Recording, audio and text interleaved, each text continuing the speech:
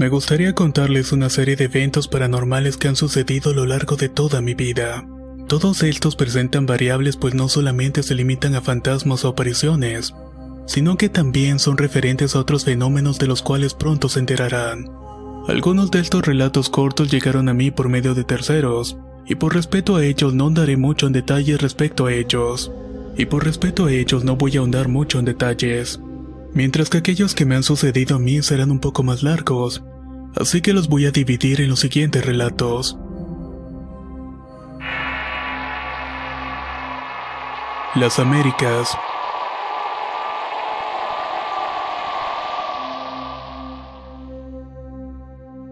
Desde niño siempre he tenido un gran interés por las ciencias, la química y la biología en particular. Y es por eso que desde niño todo parecía indicar que mi opinión sobre estos temas se limitaría al escepticismo. Y así lo fue durante un buen tiempo. Sin embargo, varios acontecimientos de mi vida me han llevado a cambiar tajantemente de opinión. La historia de mi familia desde que se conoce a los miembros más antiguos ha sido un centro de fenómenos paranormales. Las reuniones familiares serían la particularidad de ese momento en el que todas mis tías se ponían al tanto. Hablaban sobre tal o cual difunto que las había visitado o aquella premonición que se había cumplido. También de aquel terrible espanto que les había helado la sangre. Todo ya en un tono que rayaba en la habitualidad. Gran parte de mi niñez la pasé en la colonia popular llamada Las Américas. Un lugar donde vivían personas de bajos recursos y pandilleros, cuyas calles tenían aspectos lúgubres y estaban llenos de leyendas e historias. Vivía en una vieja vecindad y esta era una estructura que desde el inicio mostraba la poca planeación que hubo en la construcción. Pisos desnivelados, cuartos en obra negra y una extraña disposición de la ubicación de los cuartos desprovistos de luz. Prácticamente estaban unos sobre los otros y hacían que el lugar fuera poco agradable de habitar. Yo vivía en el segundo piso y desde la ventana de mi cuarto se lograba ver los techos de otras habitaciones que habían en el fondo. Mismos techos que funcionaban como patio para tender la ropa, ya que se podían acceder a ellos a través de una escalera de caracol. Un día mi madre se disponía de retirar la ropa seca que se encontraba en esos tendederos. Ya era algo tarde, así que lo quiso hacer deprisa. Bajó el primer piso y atravesó el lúgubre y desnivelado patio y comenzó a subir las escaleras de espiral, cuando de pronto se topó con una pequeña niña quien tenía una expresión triste casi rompiendo en llanto. Mi madre le preguntó a Jazmín qué era lo que tenía y que por qué estaba triste. ¿No te parece que es muy tarde para que estés en la noche sola en las escaleras? En ese momento mi madre siente una corriente eléctrica que recorre todo su cuerpo. Mi mamá estaba confundiendo a la niña con la vecina llamada Jazmín. Pero estos vecinos se habían ido de vacaciones. Y el corte de pelo, así como la vestimenta, como su tez increíblemente pálida y su vestido blanco no encajaban con el aspecto de Jazmín, quien era la única niña de esa edad que vivía en la vecindad. Mi madre regresó corriendo a nuestro cuarto de la vecindad y no dijo palabra alguna sino hasta dentro de mucho tiempo después. Mi hermano y yo ya teníamos la sospecha de que en ese lugar las cosas no eran del todo normales. Por las noches escuchábamos pasos y murmullos. Nos asomábamos por la ventana de nuestro cuarto que daba a los patios de tendederos y veíamos extrañados sombras. En una ocasión un sonido de golpeteo llamó nuestra atención. Al asomarnos notamos una lata de refresco que se movía de un lado para otro. Rodaba por el suelo, lo cual pensamos que tan solamente era el viento. Pensamos esto hasta que la lata se levantó por los aires y comenzó a azotarse de un lado para otro. Esta lata increíblemente se elevaba y daba vueltas por todos lados. Corrí al cuarto de mi madre y le conté lo que estaba pasando. Mi madre, muy molesta, nos dijo que nos retiráramos de la ventana y que no prestáramos atención. Mi abuela, en cambio, que vivía con nosotros, burlonamente nos dijo: seguramente es un ratón que entró en la lata. No le hagan caso. Al final nos quedamos dormidos. Sin embargo, al día siguiente nuestra abuela dice que durante la madrugada el sonido continuaba. Fue entonces que mi abuela pensó: no creo que un ratón pueda entrar en una lata. Cuenta que se asomó por la ventana y vio la lata dar vueltas en el aire como levitando. La estuvo mirando durante unos segundos y luego hasta salió despedida a gran velocidad hacia otra azotea. Mi abuela, quien se tomaba estos fenómenos con ligereza a veces en las noches, particularmente cuando se iba la luz en el edificio, con cierta ironía rompía el silencio diciendo: aquí huele a difunto. Mi hermano se molestaba pidiendo que no nos espantara y ella solamente reía y decía: sí, así huelen los velorios. No entendí jamás si se refería a las flores, inciensos o a qué olor se refería con difunto. A raíz de todo esto, al parecer mi madre se hizo de una jarra de agua bendita. Esto me enteré ya que un día que recuerdo estar jugando a las escondidas con los vecinos de enfrente, me había escondido detrás de un viejo sillón. Mi madre se encontraba lavando trastes y platicando por la ventana con otra vecina. Fue entonces que escuché que le estaban pidiendo un poco de agua bendita. Decía que su hijo se encontraba muy mal pues había sufrido un ataque de nervios, pues por la ventana había visto una cabeza cercenada flotando en el aire. Mi madre comentó que ya había escuchado de ella. Otro vecino mayor, quien era famoso por ser travieso y burlón, también la había visto. Él te contó que desde su cuarto vio de igual manera una cabeza cercenada, pero que esta no tenía piel y solamente era un cráneo. El vecino, creyendo que alguien le estaba jugando una broma, tomó una escoba y con esta quiso tomar el hilo del cual se supone el cráneo estaba suspendido. Al pasar la escoba por la circunferencia del cráneo y notar que nada físico lo mantenía en el aire, este inmediatamente pegó el grito de su vida. Los relatos no se limitaban a la vecindad, sino también a las calles aledañas. Mi madre siempre se levantaba muy temprano para ir a trabajar. Más o menos salía de la vecindad como eso de las 5 de la mañana. A veces al escucharla salir me asomaba por la ventana y desde ahí me despedía de ella para luego volverme a dormir. En una ocasión quise hacer lo mismo, pero al asomarme ya no pude verla. En su lugar vi a un muchacho como de unos 20 años de edad. Este estaba parado a medio de la calle y solamente era una sombra. Rápidamente se agachó y levantó una lata y la sostuvo en su mano y desapareció. Cuando mi madre volvió le comentó lo ocurrido, lo cual dijo que ya lo había visto. Pero en su caso había sido a altas horas de la noche cuando esperaba que mi padre volviera del trabajo. Se había asomado y vio al muchacho de la misma descripción, quien iba en una bicicleta a toda prisa. Mi madre volteó al otro lado y regresó la vista al muchacho y él se seguía a toda prisa en su bicicleta. Mi mamá se quedó viendo al horizonte y volvió a voltear a ver en todas direcciones en búsqueda de señal de mi padre, pero el ciclista misteriosamente seguía en el mismo lugar. Fue cuando se preguntó a sí misma que cómo era posible que un ciclista hiciera movimientos como si estuviera avanzando a toda prisa, pero sin poder avanzar en todo este tiempo. De la cintura para abajo no tenía nada y de la cintura para arriba hacía los movimientos extenuantes de un ciclista a toda marcha. Asimismo, se contaba que hacía mucho tiempo las personas que vivían ahí eran dueñas de grandes extensiones de terreno. Estas constantemente estaban en conflicto por las tierras al no tener límites concretos. Así que arreglaban sus problemas con violencia y machetazos, por lo cual muchos murieron decapitados. Un día el gobierno llegó y comenzó a expropiar tierras y asignaron escrituras oficiales a algunos dueños, pero estos terminaron con terrenos mucho más pequeños. Esto le afectó particularmente a una maestra quien entró en depresión y se quitó la vida. Se había ahorcado en un árbol el cual se encontraba en el extremo opuesto de la calle donde apareció el chico de la bicicleta. Se dice que en las noches húmedas y prontas a llover se puede ver a la maestra colgada con los ojos blanquecinos. Desde la ventana principal que da aquella calle puede verse un gran cerro y el cual siempre nos había llamado la atención. Era prácticamente una gran montaña.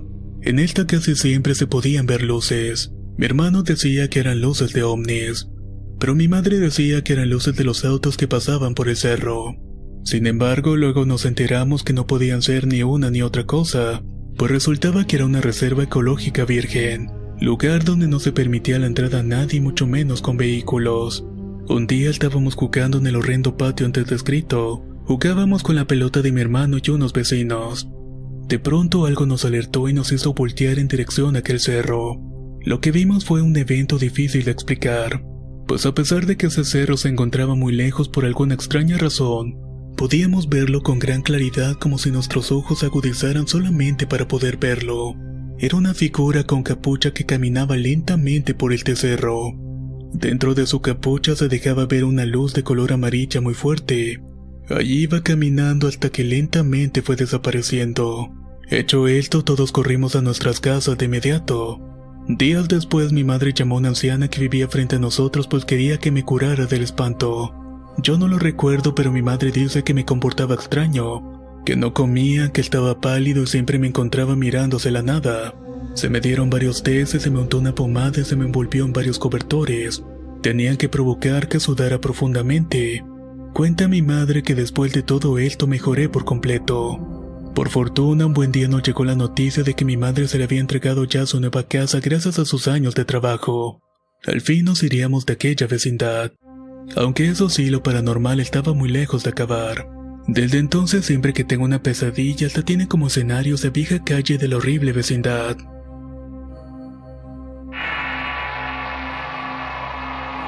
La extraña criatura de la abuela.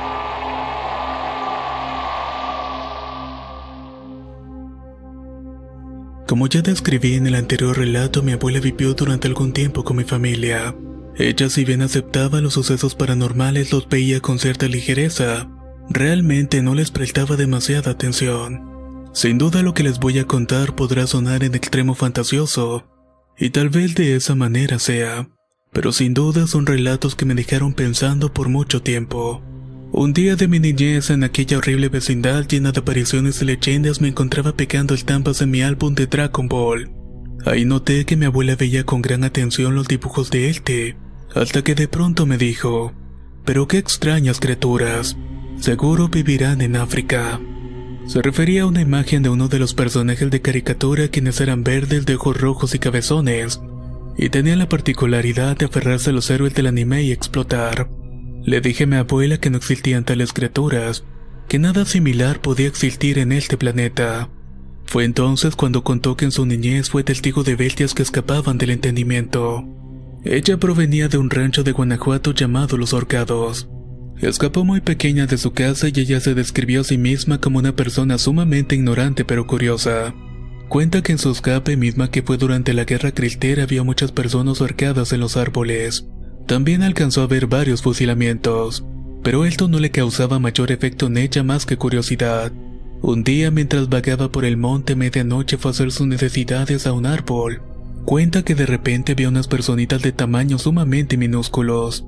Estas personitas brillaban de un color azulado en todo su cuerpo, y caminaban en fila adentrándose en un árbol justo después de que había llegado el amanecer. Mi abuela durante su travesía siempre tuvo temor a un extraño coyote, de estos que su padre ya le había advertido, pues tenían la particularidad de paralizar a las personas. Estos seres se acercaban a la víctima y abrían el hocico de una forma casi desproporcionada, y sin emitir ruido alguno y sin moverse, la persona que estuviera frente a ellos se quedaba petrificada. En este momento, otros coyotes tomaban a la persona paralizada y se lo llevaban presuntamente para comérselo. Una vez que salió de la sierra, milagrosamente sana y salva, comenzó a buscar trabajo de limpieza. Pero ella ni siquiera sabía dónde podría encontrar trabajo. Tras varios años terminó trabajando para un hacendado. Este tenía un problema, pues constantemente su ganado moría devorado por coyotes y lobos. Encontraba difícil el cuidado de tanto ganado que tenía dispuesto en sus enormes terrenos. Así que mi abuela cuenta que el sujeto mandó pedir un animal desde un lugar muy lejano para que cazara a los coyotes. Dice mi abuela que el día que lo trajeron, todos los empleados fueron a curiosear. El animal se encontraba dentro de una caja enorme cuando llegó. Mi abuela no pudo verla con claridad, pues lo iban a soltar entre los pastizales y tenían que despejar el área por completo. Dice que solo pudo notar que tenía un aspecto a un reptil muy grande y que corría increíblemente rápido. Mi primera suposición era que se trataba de algún dragón de Komodo, conocido por ser un reptil de grandes proporciones, el cual, a pesar de ser un cuadrúpedo, puede correr bastante rápido. Se lo mostré, pero negó que fuera este, pues el animal que vio era bastante grande. Mi segunda y muy exagerada sugerencia fue pensar que era algún tipo similar de dinosaurio.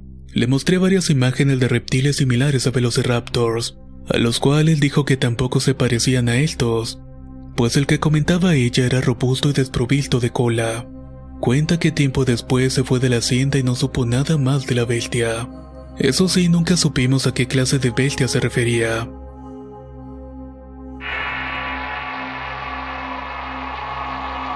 El exorcismo.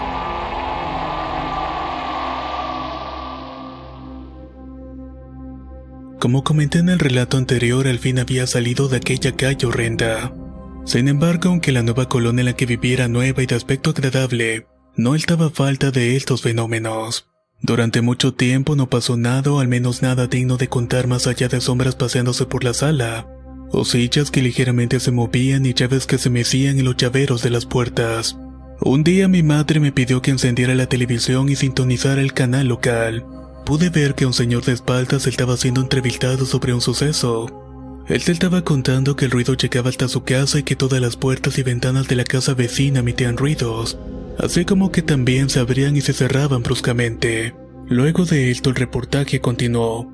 Al parecer se decía que en el estado en el cual vivo se encontraba entre los más solicitados de ayuda de la Iglesia Católica, esto por el alto número de posesiones en todo México. Todo por sucios, exclamó mi madre, a lo cual le pedí que me aclarara de qué estaba hablando. Fue en la casa de unos amigos tuyos. Los sucios, respondió ella. Más tarde me enteré que quien había sido entrevistado fue el señor de la tienda de la esquina, quien era vecino de estos amigos.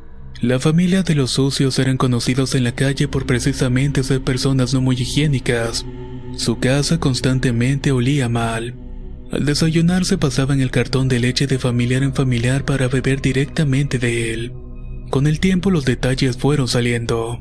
Se cuenta que el menor de los niños un día cualquiera bajó en la noche a beber algo de agua, pero este día al bajar se topó con la aparición de un niño desfigurado. Desde ese momento la familia comenzó a ser asediado por ese espectro. Prácticamente les hacía la vida imposible. Un día, hartos de todo esto, mandaron a exorcizar la casa. Un evento que fue conocido en toda la calle excepto por nosotros, quienes no nos percatamos en lo más mínimo. El ruido de golpes, lamentos y gritos fue escuchado por varios vecinos, pero todo parece indicar que no dio resultado y la familia abandonó la casa, lo cual explicaba por qué de un día a otro ya no volví a ver a aquellos amigos.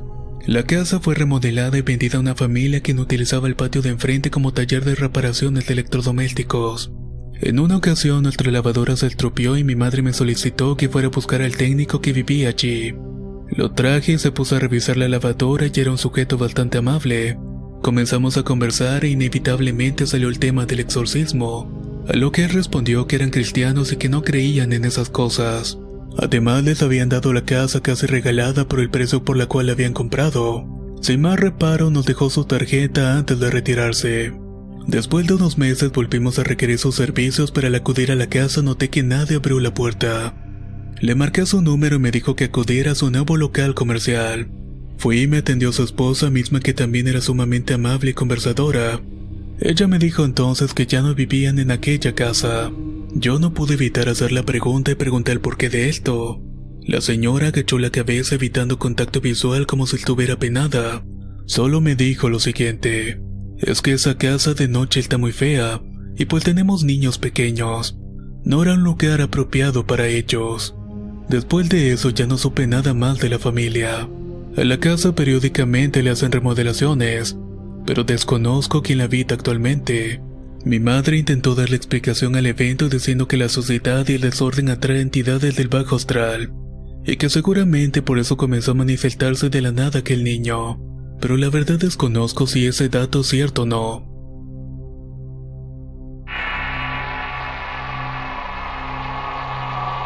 La sala de urgencias.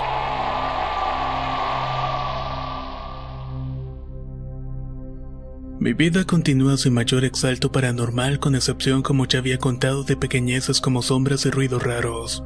Todo hasta que ingresé a la sala de urgencias y tuve dos experiencias sumamente notorias. Un mal día comencé a tener una inflamación en una extremidad y no le presté mucha atención, por lo cual dejé pasar varios días hasta que el dolor era insoportable. Así que tomé la decisión de acudir a la sala de urgencias de mi localidad. Entre otros enfermos en el sitio había uno con falla cardíaca leve, una paciente con dolores increíblemente fuertes por una hernia, y ahí me encontraba yo, quien creía de todos era el menos enfermo, pero pronto me enteré de todo lo contrario. Tras explicar mis síntomas a una enfermera, esta solicitó que se me llevara inmediatamente a la zona de camas. Esto llamó bastante mi atención porque el hospital estaba casi a punto de reventar. Casi todos eran atendidos ahí mismo en las sillas de espera. La zona de camas estaba saturada y solo se la daban a quienes estuvieran más graves. Ya mi cama me daba poca privacidad al estar solo delimitada de otras camas por una cortina corrediza. Se me explicó que tenía una fuerte infección en mi extremidad, la cual ponía en riesgo la misma, y que en el peor de los casos ameritaría una amputación. La noticia se le comunicó a mis familiares, a quienes no se le permitieron estar conmigo en ese momento. Tardé en asimilar la noticia, pero la tomé con mucha calma. Al pasar las horas y llegar la madrugada, comencé a sentir una gran impotencia. Sentía coraje, pues temía más que por mí y por mis familiares, pues seguramente estaban muy preocupados al no tener noticias mías. Fue tanta mi desesperación que empecé a tener un ataque de claustrofobia. Me aferré con fuerzas a las sábanas, apreté los dientes y sentía que en cualquier momento perdería la cordura. Fue entonces que a lo lejos empecé a escuchar unos rezos. Me percaté que estos se acercaban y supuse entonces que algún familiar de algún otro enfermo estaba rezando. Luego alguien abrió mi cortinilla. Era una monja la cual se presentó dándome su nombre, el cual no recuerdo. Decía que de vez en cuando se paseaba por los pasillos ofreciendo sus rezos a los enfermos. Yo en lo particular no soy creyente del catolicismo, pero mi ataque de nervios a punto de estallar acepté su compañía. Le expliqué brevemente mi situación y ella dijo que cerrara los ojos y comenzó a orar. Me untó un aceite en la frente y en mi lesión y entonces dijo: te voy a dar una estampa de este santo, el cual desafortunadamente no recuerdo cuál era, pero no te la puedo poner en la cabecera de tu cama. Los médicos se alteran mucho cuando las ven ahí, y algunos incluso se molestan bastante. Mejor te la voy a poner debajo de tu almohada. Acepté y sin más se retiró y pude dormir con gran tranquilidad hasta que unas horas después desperté sudando, y a la vez estaba temblando de una forma muy descontrolada.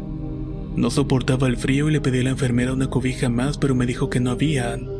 Así que solo tomó algunas batas limpias de las que se le daban a los enfermos y me las ofreció.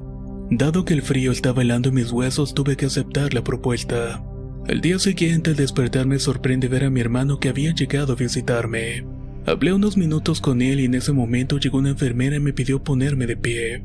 Lo hice y tomé distancia de mi camilla y entonces me dijo: me toca cambiar tus sábanas. A lo cual me espanté un poco, pues sin duda notaría esa enorme estampilla de santo bajo mi almohada. Y recordé bien la advertencia de la monja sobre la reacción de los médicos y personal a enterarse de que tenían imágenes religiosas. Pero para mi sorpresa la tarjeta ya no estaba. La enfermera sacudió todo, cambió la sábana y la tela que recubría la almohada y la estampa jamás apareció por ningún lado. Dudé que aquella monja fuera una aparición, pues lucía tan corpórea y tan viva. No quise ahondar más y fugazmente recordé que la entrada a personas ajenas al hospital era muy controlado. Solamente se podía acudir a ciertas horas y no contemplaban las madrugadas. Es por eso que en la noche, aún con la fuerte noticia de mi padecimiento, ni aún así se permitía la entrada a mis familiares. Además, si me atreví a preguntarle al personal, me hubieran dicho que no. Y en mi estado frágil, esta información hubiera sido un golpe fuerte a mi cordura. Más tarde tuve que ir al baño, para lo cual me tenía que levantar y tomar mi tripié con suero y caminar por los pasillos con los enfermos a mis laterales. Fue ahí cuando entré en razón de la dantesca escena, de la tristeza y la miseria humana que se veía en cada rincón. Personas desfiguradas y otras conectadas a aparatos junto a sus familiares llorando, charcos de sangre y olores desagradables y mucho dolor. Eso realmente me afectó bastante. Pasaron los días y los enfermos seguían llegando. Con preocupación veía que algunos enfermos eran despojados de sus camillas para ceder el lugar a unos más enfermos. Esos pacientes despojados eran relegados a pasar la noche sentados en distintas sillas. Una noche, cuando ya casi conciliaba el sueño, entró una enfermera con una señora en una silla, pero esta silla era similar a la de un escritorio. Era de aquellas sillas giratorias y sin embargo esta no tenía respaldo, solamente contaba con un lastimoso tubo. La enfermera me explicó que tendría que compartir el área que se limitaba por mi cortinilla, pues era la única zona que tenía bomba de oxígeno disponible ya que no la requería. La señora con dificultad se puso la mascarilla de respiración y luego de unos minutos tuvo suficiente aliento como para comenzar a hablar. Ahí se dispuso a hacerme un poco de plática. Esto al inicio me molestó bastante, pues solamente quería dormir. Pero era complicado ignorar a una persona que se encontraba a unos solos centímetros de mí. Así que me resigné a seguir la conversación y esto comenzó con trivialidades, hasta que sin percatarme terminó hablándome de su vida personal y es ahí cuando relató lo siguiente. Decía ella que se encontraba en un estado sumamente preocupante, que ya no era la misma de siempre. Puedes verme ahora. Yo no era así y era bastante atractiva y tenía un buen cuerpo. Este ni siquiera es mi cabello, dijo la señora. Sin ánimos de faltarle respeto, debo comentar que efectivamente la señora tiene un aspecto físico poco agraciado en ese momento. Su pelo era muy corto pero enmarañado y sin forma, y sin duda implacable con cualquier tipo de fijador. Tenía esposo, casa, dinero y trabajo y ahora no tengo nada, más que a mi hija, la cual amo bastante. Todo por culpa de esa mujer. Créame, joven, que yo no creía. Tal vez aún no creo en ese tipo de cosas, pero no sé de qué otra forma pudiera explicarlo. Siguió contando la señora. Eran unos 15 años de un familiar, así que me quería arreglar el pelo como Dios manda. Hace poco una señora había abierto un salón de belleza cerca de mi casa. Mi esposo me recomendó no ir ya que la señora tenía mala fama. Supuestamente se enojaba bastante. No hice caso, acudí y comencé a hacerle plática. Y ahí pude notar que estaba de mal humor. Creí que podría relajar la situación conversando cuando la señora del salón de belleza se enteró dónde vivía. Su actitud cambió y me comenzó a atender con una gran premura y amabilidad. Me dijo que me daría un tratamiento especial para el cabello. Tomó una botella con varias plantas adentro y vació un tanto de estas en mi cabello. Luego me explicó que no debía lavarlo en varios días y después comenzó a peinarme y arreglarme. Desde ese día todo fue de mal en peor. Comencé a perder mi cuerpo atractivo y mis curvas desaparecieron y aumenté desmesuradamente de peso. Mi esposo, quien siempre había sido amable y tierno, se convirtió en alguien frío y grosero, quien tiempo después me terminó abandonando. Por más que trataba de hacer rendir mi dinero, este se me iba de las manos y perdí mi trabajo. Así que tuve que comenzar a vender mi ropa, mis electrodomésticos y todo cuanto pudiera para poder sobrevivir mi hija y yo. Mi hija había nacido con una discapacidad, así que requiere cuidados. Y al quedarme a atenderla todos los días propició que perdiera el trabajo. Después de poco perdí la casa por las deudas. No me quedó otra que buscar un cuarto el más barato que pude encontrar. Esto en una colonia popular conocida de ser nido de rateros. Ahí me tienes con solo lo básico para vivir, pero no me importa. Siempre y cuando pueda estar al lado de mi hija. A veces en las noches escucho que me tocan la puerta y escucho caballos galopar frente a mi puerta. Pero cuando salgo a asomarme veo que no hay nada. Luego me enteré que mi esposo terminó con la señora del salón de belleza. Me había dejado por esa completa desconocida.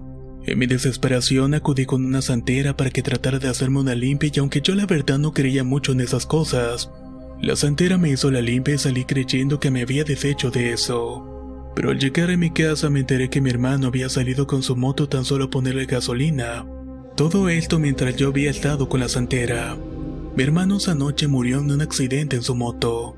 Mi familia me culpó por ello y dijo que por haber consultado a la santera Dios nos castigaba con la muerte de mi hermano. Pero sabe usted, joven, no me importa que mi familia no me hable y que tenga solo lo básico para comer.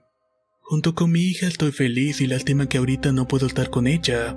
En estos días está encargada con su madrina. Hoy por primera vez en mucho tiempo me sentía relajada y feliz. Fui con mi hija en brazos a una fiesta y nos la pasamos bastante bien. Pero cuando salí de esta y abordé el camión me desmayé. Desperté y vi ambulancias y me trajeron a urgencias y se llevaron a mi hija. Pero afortunadamente está en buenas manos y ya quiero salir de aquí para verla. Yo estaba atónito y no sabía qué decir. No sabía cómo consolar a aquella mujer y tampoco sabía cómo aconsejarla. La plática pasó a cosas más agradables y seguimos conversando unos minutos más y entró la enfermera. Señora, se tendrá que quedar. En su estudio encontramos unas manchas muy extrañas en sus pulmones. Por esa razón no puede respirar bien. Dígame algo.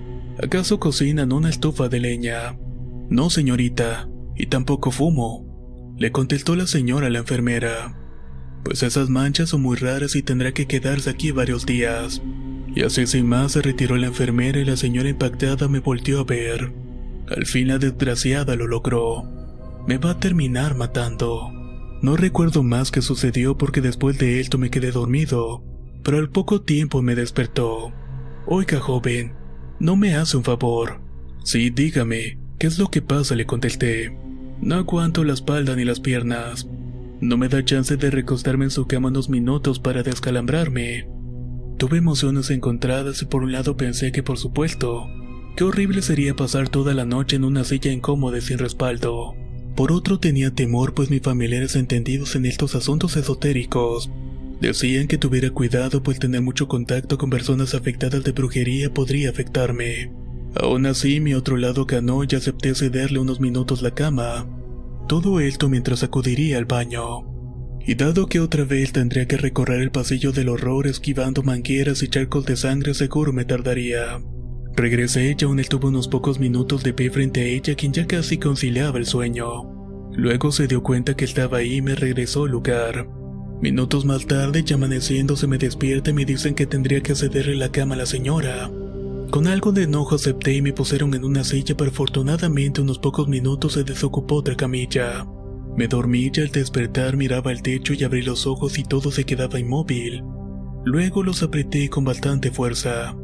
Parecía que un maldito tren me había pasado encima y no me podía mover del dolor. Toda y cada una de mis articulaciones dolían y no podía girar la cabeza. Minutos después mi madre checó en el horario de visita y le comenté lo que había sucedido, y de su bolsillo sacó un aceite y se me hizo una mini limpia. Todo esto de forma bastante rápida y discreta. Horas después ya había mejorado de todas mis dolencias. No supe nada más de la señora y quería que mi madre la ayudara con una limpia, pero no sabía ahora dónde está ni recordaba tampoco su nombre. Por mi parte, afortunadamente fui mejorando hasta que se me dio de alta, pero aún me causa tristeza recordar la historia de aquella pobre mujer.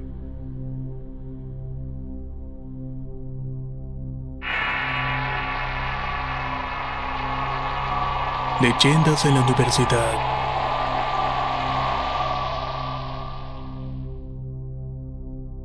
Dadas las vivencias anteriores, quedé pasmado.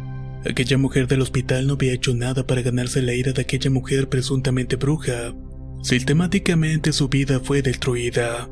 Pensé entonces que debía investigar más de estos asuntos, así que mi vida de estudiante se dividía en dos.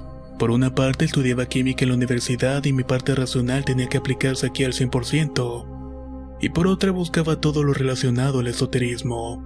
Es por eso que absorbía los relatos de mis amigos referentes a esto como si fuera yo una esponja. Buscaba en todos ellos para formarme una idea o una imagen formada de piezas de vivencias. Muchas de estas eran ajenas, pero debía entender que era ese otro mundo fuera de lo material. Entre mis compañeros más allegados cobré fama de ser fanático de lo paranormal, pero siempre trataba de ser lo más sutil posible. Siempre trataba de sacarles a mis compañeros anécdotas de este tipo. El mejor momento para estas historias eran en las extenuantes horas extras que debíamos pasar en el laboratorio. Como existen procesos bastante laboriosos, a veces terminábamos saliendo como eso de las 9 de la noche. Nos turnábamos para vigilar el material y aquellos que nos quedábamos nos tirábamos en el piso y comenzábamos a platicar historias. Estas son solamente algunas de estas. Uno de ellos, cuya familia provenía de rancho, era un compedio de estos relatos. Desafortunadamente de ellos recuerdo pocos, pero el que se me viene a la mente describió una experiencia con un nahual. Su familia paterna desde siempre ha sido muy religiosa, pero además muy estricta. Los castigos en la familia eran ejemplares. El simple acto de mentir involucraba una tunda de varazos en la espalda hasta sangrar. Vaya que eran verdaderos castigos. Una noche un antiguo miembro de su familia estaba jugando con un primo suyo y de pronto notaron la presencia de un perro negro de grandes proporciones y ojos llameantes. Los niños entonces se encontraban en un gran aprieto. Por un lado su ganado corría peligro ante semejante ser y por otro temía que sus padres no los creyeran, y por tanto se hicieran acreedores de una buena golpiza. No recuerdo bien si efectivamente esta vez se desmembró a uno de los borregos, pero el animal hizo algo lo suficientemente terrible como para animar a los niños a arriesgarse al castigo. El jefe de la familia, que en recuerdo dijo era su abuelo, sin duda tomó su escopeta y soltó a los perros. A esto les indicó que atacaran a la bestia, pero este solo los tomó entre sus fauces y los engaloteaba hasta destrozarlos. El abuelo entonces tomó la escopeta, le apuntó y le disparó, pero ninguno de los tiros que le dio le pudieron acertar. El animal emprendió la huida y el abuelo se acercó a la escena.